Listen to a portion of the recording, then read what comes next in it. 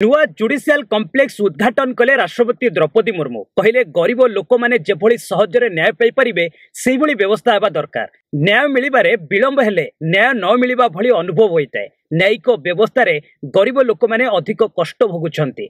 बारंबार कोर्ट को जिबा पई सेमानकर लोकबळ और अर्थबळ नथाय। एठी कहि रखुछु सुप्रीम कोर्ट भली मध्य अत्याधुनिक कोर्ट परिचालन हेबो। क्रमिक नंबर अनुसार चलिबो कोर्ट। इलेक्ट्रोनिक्स बोर्ड रे जहार ना आसीबो से भीतर को जिबे। एही बिल्डिंग रे 4टी कॉरिडोर रहिछि। 6 महला विशिष्ट मुख्य बिल्डिंग रे 56टी अदालत प्रकोष्ठ सहित रेकर्ड रूम्स पाठागार एवं सम्मिलनी कक्ष मध्य निर्माण करा जायछि। सेहिपरि महिलांक पई मध्य स्वतंत्र प्रकोष्ठ करा जायछि। बेबी फीडिंग रूम सहित पिलांक खेल पई स्वतंत्र जागा तयारी करा जायछि। तबे बिल्डिंग पूरा एसी करा जायछि। अन्यपटे पार्किंग व्यवस्था मध्य करा जायछि।